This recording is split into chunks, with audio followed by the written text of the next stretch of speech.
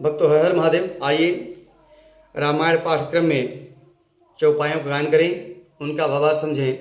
पिछले भाग में हमने गाया कि प्रभु श्री रामचंद्र जी और लक्ष्मण उनके छोटे भाई अयोध्यावासियों को तमसा नदी किनारे सोते हुए छोड़कर वन की ओर आगे चले जाते हैं। उन्होंने सुमंत से कहा कि इसके अलावा हमारे पास कोई और मार्ग नहीं है, क्योंकि यह हमारी बात मानेंगे नहीं। प्रेम के वशीभूत हुए हमारे पीछे पीछे वन की ओर चलते चले जाएंगे। तो प्रभु श्री रामचंद्र जी उन लोगों को सोता हुआ छोड़कर और रथ के चिन्ह मिटाते हुए आगे की ओर चले जाते हैं। अयोध्यावासी जागते हैं तो विभिन्न प्रकार से वह क्लेश करते हैं, दुख करते हैं, और वह समझते हैं कि प्रभु श्री रामचंद्र जी ने ऐसा इसलिए किया कि अयोध्यावासियों को तकलीफ न हो। आइए हम आगे की चौपाइयों में का गायन करें और उनका भावार्थ समझें। सीता सचिव सहित दो भाई श्रृंगबेरपुर पहुँचे जाई। उतरे राम देव सरी देखी कीन दंडवत हर सुबिसेखी। सीता मंत्री सहित और दोनों भाई श्रृंगबेरपुर जा पहुँचे। वहाँ गंगा जी को देखकर श्री रामचंद्र जी ने रथ से उतरकर उन्हें बड़े हर्ष के साथ दंडवत उनका प्रणाम किया। लखन सचिव सिय किए प्रणामा सबहि सहित सुख पायऊँ रामा। गंग सकल मुद मंगल मूला सब सुख करनी हरनि सब सूला। लक्ष्मण और सुमंत्र सीता के सहित सभी ने प्रणाम किया। तब सबके साथ श्री रामचंद्र जी ने सुख पाया। गंगा जी समस्त आनंद मंगलों की मूल है। वे सब सुखों को देने वाली और सबके पीड़ाओं को हरने वाली हैं। कही कही कोटिक कथा प्रसंगा राम बिलो कहीं गंग तरंगा। सचिव ही अनुजहि प्रिय ही सुनाई विबुध नदी महिमा अधिकाई। अनेक कथा प्रसंग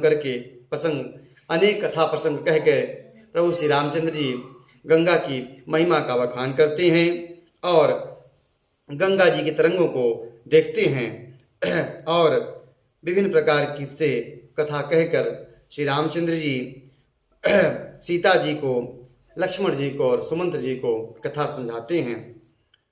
मज्जन कीन्ह पंथ श्रम गयऊ सुचि जल पियत मुदित मन भयऊ। सुमिरत जाहि मिटई श्रम भारू जहि श्रम यह लौकिक व्यवहारू। इसके बाद सबने स्नान किया, जिससे मार्ग का सारा जो श्रम था वह मिट गया। पवित्र जल पीते ही मन प्रसन्न हो गया। जिसके स्मरण मात्र से महान श्रम मिट जाता है, उनको श्रमित होना यह केवल एक लौकिक व्यवहार है। बाबा कह रहे हैं कि प्रभु श्री रामचंद्र जी का थकित होना यह केवल एक लीला है। शुद्ध सच्चिदानंदमय कंद भान कुल केतु सरित करत न अनुहरत संस्कृत सागर सेतु। शुद्ध सच्चिदानंद कंद स्वरूप सूर्य कुल के ध्वजा स्वरूप भगवान श्री रामचंद्र जी मनुष्यों के सदृश ऐसी लीला करते हैं जो संसार रूपी समुद्र से पार उतरने के लिए पुल के समान है। यह सुधि गृह निषाद जब पाई मुदित लिए प्रिय बंधु बुलाई। लिए फल मूल भेंट भरी भारा मिलन चले हर सुअपारा। जब गुह निषाद राज ने यह खबर जाना कि प्रभु श्री रामचंद्र जी उनके राज में श्रृंगबेरपुर में आए हैं, तब वह अपने प्रियजनों सहित बंधु बांधवों सहित नाना प्रकार के भेंट लेकर कंदमूल फल आदि सब लेकर प्रभु से मिलने के लिए आए और उनके हर्ष का कोई पार नहीं था। करि दंडवत भेंट धरि आगे प्रभु ही बिलोकत यति अनुरागे। सहज स्नेह बिबस रघुराई पूछी कुशल निकट बैठाई। जो भी भेंट लेकर आए थे उसे प्रभु श्री रामचंद्र जी के सामने रखकर और उन्हें दंडवत प्रणाम किया। इसके बाद प्रभु श्री रामचंद्र जी स्नेह के वशीभूत होकर उसे अपने पास बुला के बैठाया और उसका क्षेम कुशल पूछा। नाथ कुशल पद पंकज देखे, भयउ भाग भाजन जन लेखे। देवधरनी धनु धाम तुम्हारा, मैं जसु नीचो सहित परिवारा। निषाद राज ने उत्तर दिया कि हे नाथ, आपके चरण कमल के दर्शन से ही कुशल है। आज मैं भाग्यवान पुरुषों की गिनती में आ गया। बात सही भी है। हे देव, यह पृथ्वी, धन और यह सब घर आपका है। मैं तो परिवार सहित आपका सेवक हूँ। कृपा करिय पुर धारिय पाऊ, थापिय जनु सबु लोग सिहाऊ। कहु सत्य सब सखा सुजाना, मोहि दीन पितु आयसु आना।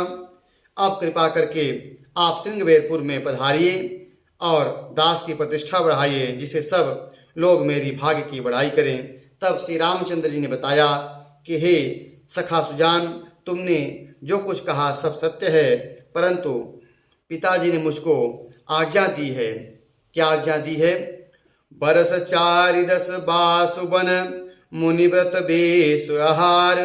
ग्राम वास नहीं उचित सुन, गुहाहि भयहु दुख भारो। 14 वर्ष तक मुनियों का व्रत और वेश धारण कर कर मुनियों के योग्य आहार करते हुए वन में ही बसना, गांव के भीतर निवास करना उचित नहीं है। यह सुनकर निषाद राज को काफी कष्ट हुआ, दुख हुआ। राम लखन सिय रूप निहारी, कहीं स प्रेम ग्राम नर नारी।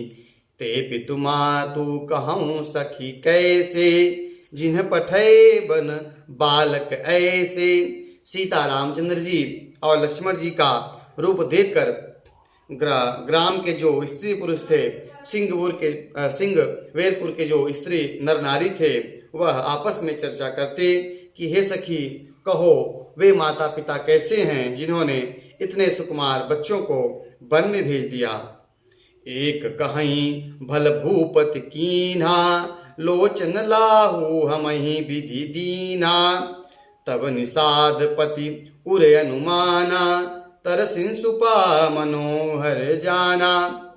और कुछ तो कहते हैं कि राजा ने बहुत अच्छा किया, क्योंकि राजा के इस कार्य के कारण हमें इनको देखने का, नेत्र का, लोचन का लाभ मिल रहा है।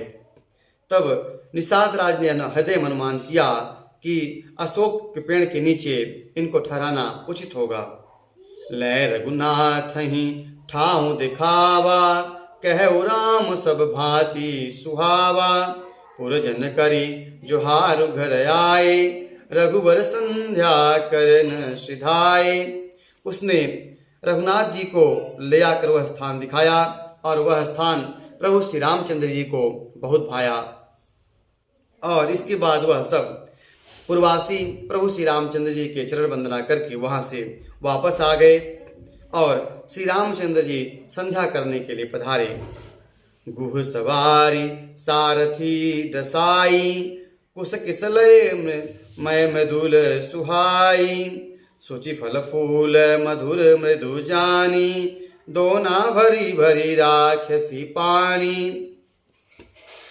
तब गुह ने कुश और कोमल पत्तों की सुंदर साथरी सजा दी, बिछा दी और पवित्र मीठे कोमल देखकर दोनों में भर भर कर फल फूल और पानी रख दिया, जिससे अथवा अपने हाथ से फल फूल दोनों में भरकर प्रभु श्री रामचंद्र सामने रख दिए। सिय सुमंत्र भाता सहित कंदमूल फल खाई, शयन कीन रघुवंश मणि पाय पलोटत भाई। प्रभु श्री रामचंद्र जी भ्राता लक्ष्मण और सुमंत माता सीता के सहित कंदमूल फल खाए और श्री रामचंद्र जी और लेट गए। भाई लक्ष्मण उनके पैर दबाने लगे। आगे प्रभु लक्ष्मण कुमार जी जाकर प्रभु श्री रामचंद्र जी की